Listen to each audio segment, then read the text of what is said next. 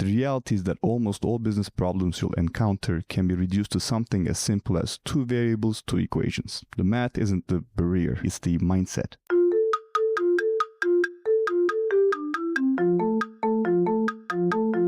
Are you a fitness-loving foodie? Then Defy Snacks is for you. Defy offers real, high-quality chocolate you love, combined with functional ingredients, giving you as much as 26 grams of protein per bag, so you can be both a little bit bad and a little bit good at the same time. As a female-owned brand, Defy dedicates a portion of its profits to other women-owned businesses. Currently sold in the US, you can find us on defy.snacks.com and follow us on social at Defy Snacks.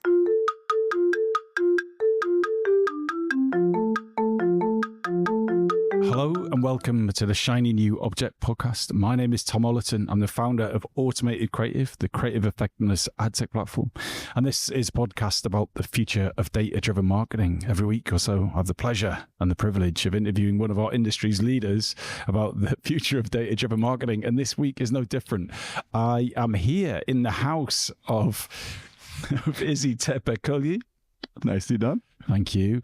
And for the second time, so I went to Izzy's office and we did a brilliant podcast, and I don't know where it's gone. It vanished. And that's the first time I've made a schoolboy error in over 300 podcasts.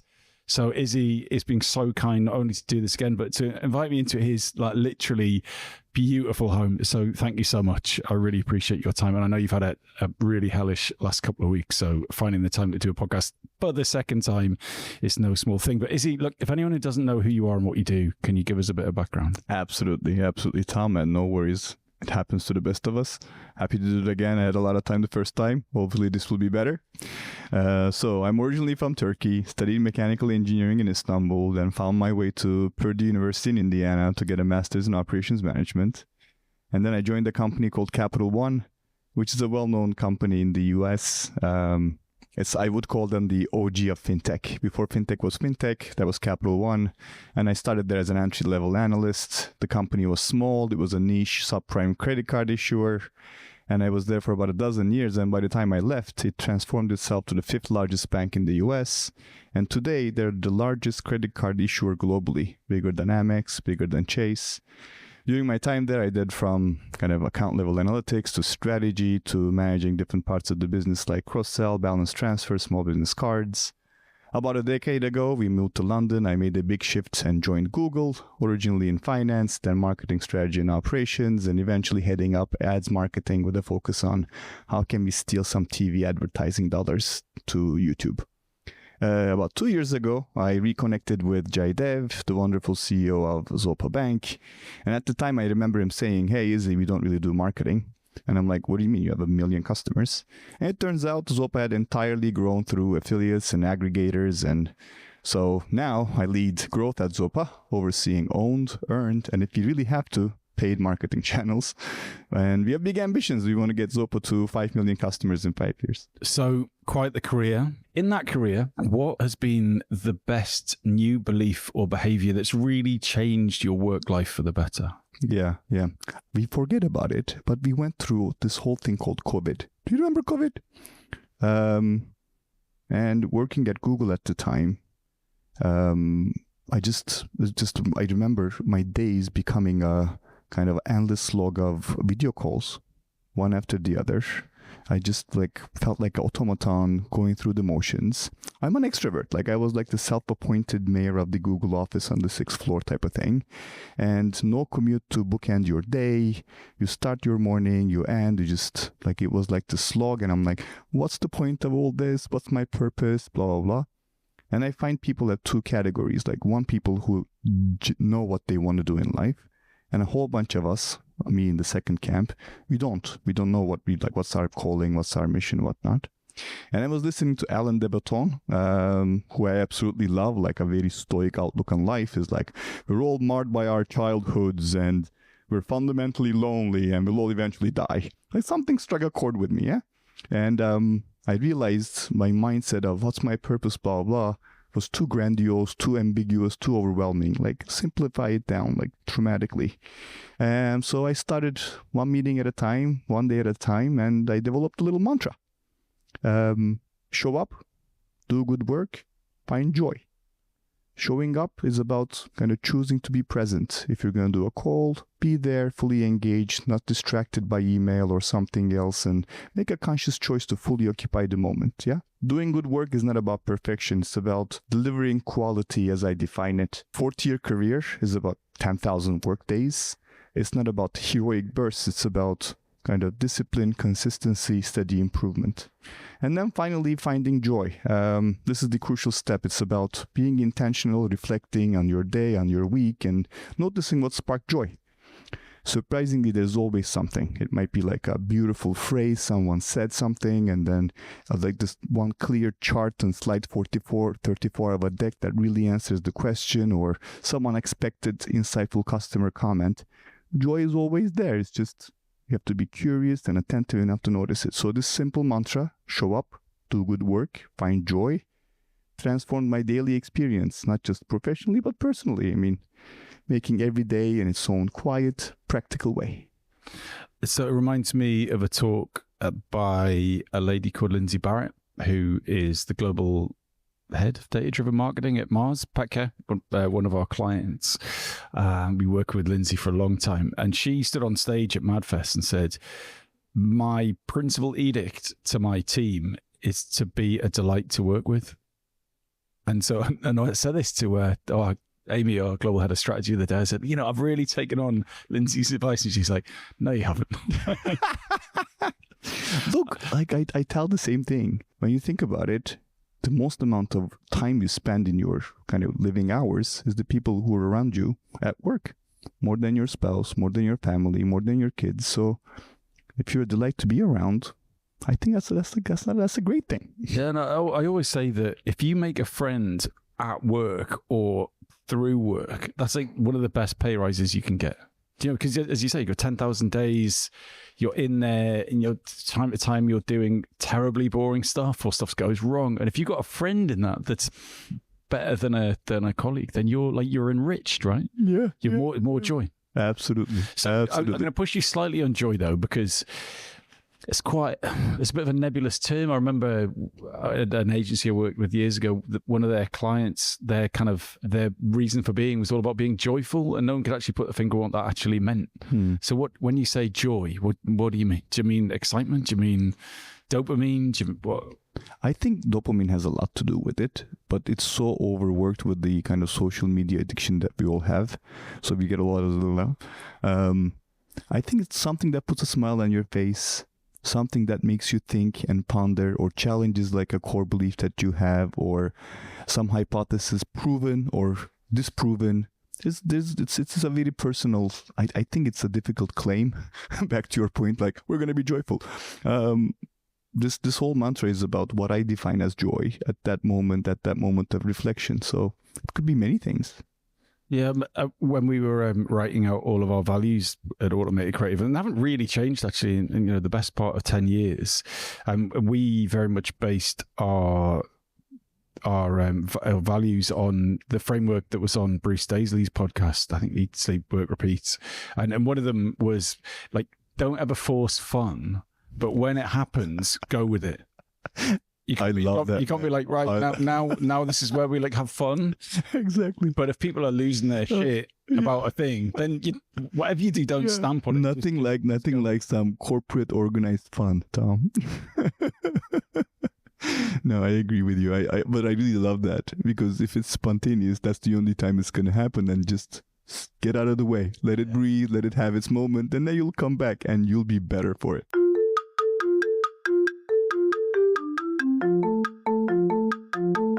So what bit of advice do you have for someone listening to this podcast who wants to become a better data-driven marketer? What's your one silver bullet? All right.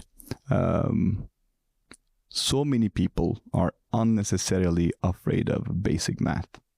I'm talking like 4 operations, right? Adding, subtracting, multiplying, dividing. Like, I'm an engineer by training. I'm a statistics enthusiast. I even knew at some point to run multivariate regressions to do predictive models. But honestly, 90% of what makes you a great data-driven marketer comes down to these 4 basic operations. Like, if you can do those, you're good. But people have a often have a mental block. They convince themselves that analytics or data-driven decision-making is complicated and scary. It's really not. The reality is that almost all business problems you'll encounter can be reduced to something as simple as 2 variables, 2 equations. Like a break even, right? Like, what does our conversion rate need to be for this marketing campaign to pay off? Everyone with a high school diploma can figure this out. The math isn't the barrier, it's the mindset. So my best advice is to, no, don't take complex analytics classes, blah, blah. It's adopt a growth mindset. Stop being scared of numbers, lean into simplicity. When you stop fearing basic math, the clarity, the confidence, the power of your marketing decisions will increase dramatically, man. So you're really speaking to me there, because if anyone mentions politics or maths, my brain just or golf or something. Do you know what I mean? I'm just like, oh God, really? We're talking about golf. So there's an irony here that I run a business called Automated Creative, right? Which is very much a statistics-led business, but I'm not particularly maths focused. Mm-hmm. Right? I get it. I understand it. So what's your advice to me to become a better data-driven marketer using those 4 principal calculations? Yeah. First, let me unpack the kind of mindset piece, right? Just like you said right now, I'm not good at math. The growth mindset is about, I'm not good at math yet. So that's the mindset piece. The second is simplicity. Sometimes in a group setting, in a team meeting, people are scared of coming across, oh, that's a stupid question. Like, actually, the more basic, the simplest questions are the hardest ones to ask because it takes courage and actually not that difficult to answer. Let's go back to your kind of industry, automated creative. You're looking at 2 pieces of creative. Why did this work better? It's a simple question. The answer is kind of, there's a numerator and a denominator. More people saw, more people clicked. That's the basic division. And then they're like, okay, why did they do that? Follow that to the next step. That's probably like this many people saw this thing, this many people, whatever. That's a multiplication. So simple questions answered simply without jargon and getting into, this, that, and the other. I think that's kind of what I mean by simple maths. That helps.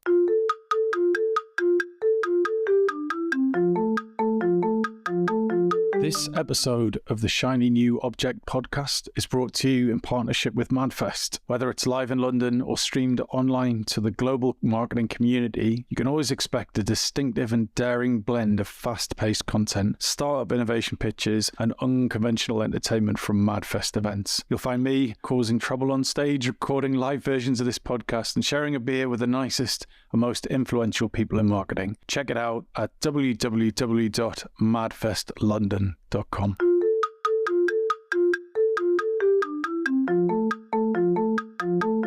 So we're now going to move on to your shiny new object, which we've never had before, not in over 300 shows, which is Zopanomics. Yeah. Economics, but Zopanomics, yeah. So explain that to me. All right. What is Zopanomics? Give me a simple elevator pitch, and then tell me why have you chosen it as the future of data-driven marketing? Yeah. So it's going to be a bit ironic because I just said, hey, like 90% of the kind of stuff that you're going to encounter at work is going to be simple. This is firmly in the other 10% bucket, okay? This is complex, but worth it, which is why I'm excited about it, right? So first, a little bit of context on kind of paid performance in financial services. It's notoriously tricky. Like, paid performance is always tricky, but financial services is a bit more tricky because there's a long delay between when you acquire a customer and when you see whether that customer was a profitable one or a good customer or not. Like a scenario, right? So it's summertime. You want to kind of get a loan to go on a nice vacation. You see our ad, you click, you approve, we give you the loan. It'll take us 9 months to see if that breaks even, and then maybe another 4 months after that to see if it's a kind of profitable thing. So now imagine 13 months from now, I look back and say, that was not a good customer to acquire. And then imagine I go back to the algo, Meta, Google, TikTok, whatever platform, send me that lead to say, hey, remember that lead you sent me 13 months ago? That was bad. So this whole delay in acquisition versus kind of the profitability decision being this long, it's impossible for the algorithm to work.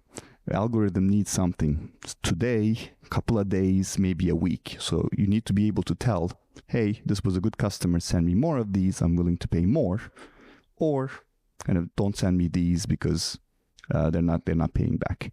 So here we built a predictive model so that when a customer comes and logs in, when a customer comes to our website, we already know a whole lot of data about them. If they log into our app, we know a whole bunch more about them. And at that point, we apply this model. It's a causal inference kind of machine learning model. So explain a causal inference machine learning model. All right. Like the way I think about machine learning is it's as if having 10,000 interns at your disposal.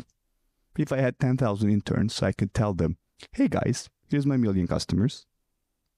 Each take 100. Here is the kind of 10 million logins that I had over the last 3 years. Tell me which login is the best one. Tell me which one of these logins turns out to be a great customer or not. You can do that. They'll take a couple of weeks. They'll be like, hey, Izzy, it is the ones that you look like a high-value customer.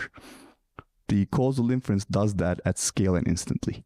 It's basically a kind of predictive model, that statistical shortcut that does what those interns would do for you. And we use that to assign a value to customers instantly instead of in 13 months, so that we can go back to the algorithm and say, hey, Google, Meta, this is a great lead. Send me more of these. I'm going to pay more. Or like, this is not great. Don't send me these. We're not going to pay less. One side track on the algo here. I said Google too much. Sorry about that. I was trying to turn that off actually, but yeah. So aside on the algo, right? Because I have the benefit of spending some time at Google, and I see I had a lot of customers who didn't trust it, who didn't trust, oh, you guys have your thumb on your scale, you're trying to maximize your whatevers. You have to trust the algo.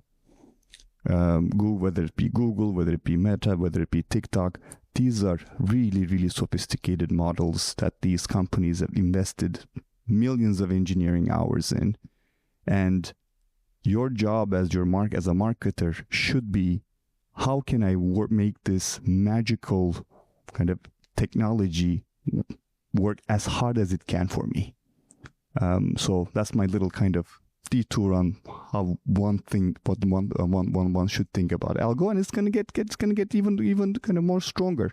Zuckerberg is out there saying, by the end of next year, all you have to give me is your product. We'll do your targeting, we'll do your creative, we'll do your campaigns. We don't need to do any of that. So that's where the algo is going. Being able to know what signal to send to it now is going to be even more important in the future.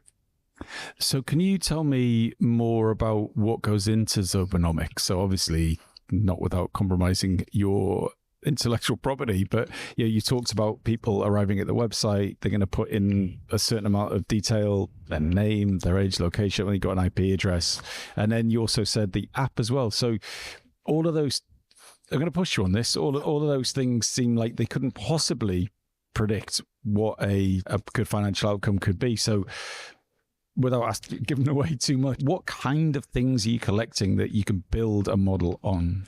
When somebody comes to Zopa.com and let's say they clicked accept all to the cookie banner, at that point we know 40 to 60 pieces of data. And that, like, not just Zopa, by the way, everybody, we all do. And then when they click and say download the app and they log into the app, at that point, we also know their address, their PII, and their income. As a financial institution, we know a little bit more about customers. But at that point, you're at kind of 100 data points. And that's a lot. That's a lot of data for everybody, by the way, any advertiser out there, putting the kind of PII aside. Even from a simple website visit, you can glean so much more. And for whatever it's worth, this model, it learns over time. So if it's not 100, it doesn't have to be 100% accurate. You're not lending money. You're not like making massive investment decisions here. You're just trying to decide, should I pay £1 or £1.20 for the next lead? So the stakes are a bit lower, and you have the benefit of it will learn on itself. It will learn, oh, that was a good decision. That was a bad decision. Let me go revamp. Let me go do my little feedback loop to improve myself. So that's kind of one piece. And for us, Zopa is been using machine learning for 9 years. We have data scientists. All of our data is in the cloud. So it's a bit more natural for us to be able to kind of pull off a data scientist for a couple of months and then kind of some tech folks to make the tracking work. But even if you don't have that, there are companies out there. One of them I'm not affiliated with. I'm not getting paid for this. It's called Voyantis.ai out of Israel. And they sell a kind of a value-based bidding, kind of this Zopanomics solution in a box, like a SaaS solution in a box. So you can actually go talk to Voyantis. They can come, kick it off. You'll need some budget, some scalable budget, about 50 conversions a week. So whatever that budget is for you, for your business, however much that costs, at that scale, they'll be able to get you up and running in a couple of months.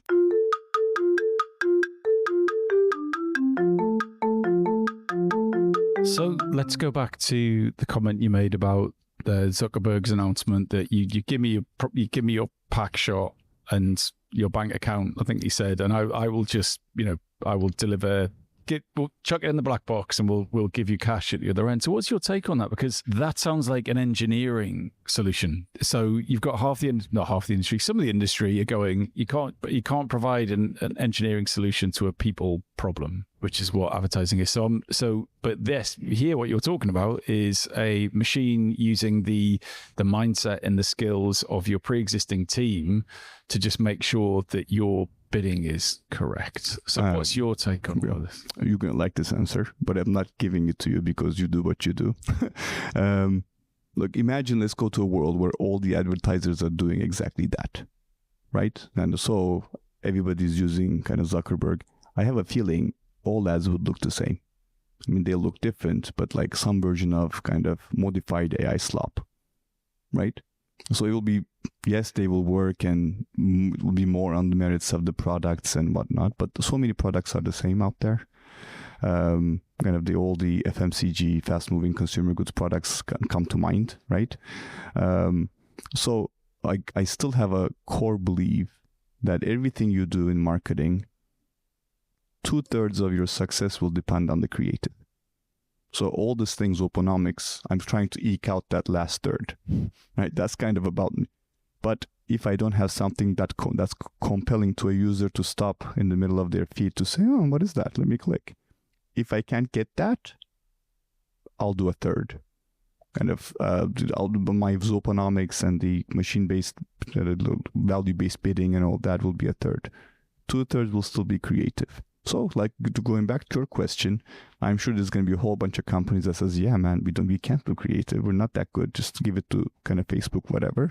But the ones that differentiate themselves will still be about creative. It'll still be about why does this product kind of exist in the world? Why is it kind of reason to be famous? How should we talk about it that's differently than everybody else is talking about it?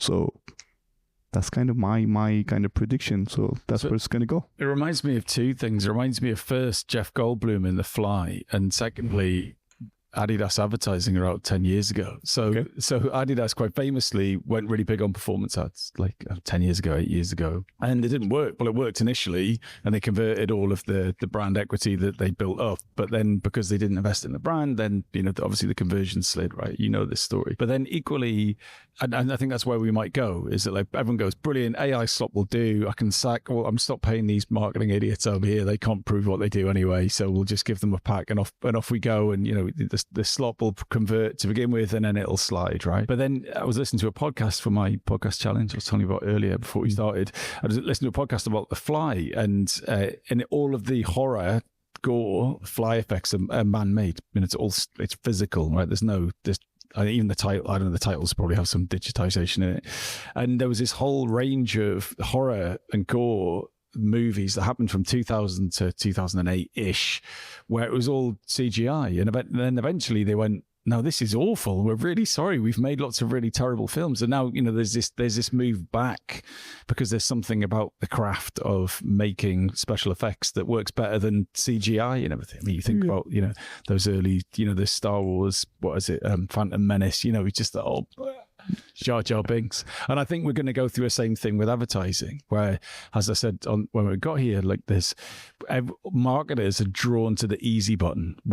How can I press the easy button and press it really hard? And they want to sit back. But as soon as you press the easy button, the quality goes down, and you have to fill up the rest of your day with stuff anyway. Like, I'm dubious, and I'm just going to say metaverse. Yeah, no, let's Anyway, see. whatever. Look, it's about zigging what everybody else is zagging, right? Like, if everybody else doing that, you have to still stand out. If everybody goes there, so how are you going to differentiate? Yeah. What are you going to do that's different? Maybe it's just going to be black and white in text, and maybe you'll send like flyers because nobody's sending flyers. I bet you flyers are kind of effective now because nobody's doing them anymore. I don't know. I haven't looked at it, which I'll take a note now, but.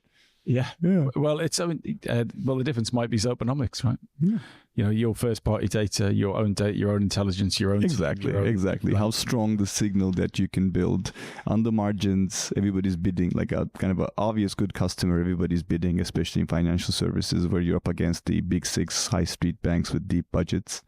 But what are those roughs in the gems in the rough that you can actually say, this one doesn't look great customer to everybody else, but I know because I have more of those guys and I can predict looking at that, so I'm going to get that one. But it's kind of like a bargain. It's a bargain. Yeah. Izzy, thank you so much for doing this podcast again. Thanks for the Turkish tea. Thanks for having me over to your house. If someone wants to get in touch with you, where and how? Absolutely. Look, humor is my unlock. Levity is underrated, especially in our world. People assume serious work has to be done seriously. I strongly disagree. You don't have to be serious to do seriously good work. Humor recenters us, diffuses tension, opens our minds to a much broader set of solutions. Stress leads to tunnel vision, laughter breaks through all that. So if you want to reach out, send me something funny. A joke, a meme, a clever pun, a hilarious observation about marketing or life. If you make me laugh, you got my attention, and probably a reply. Beautiful. Thanks, Izzy.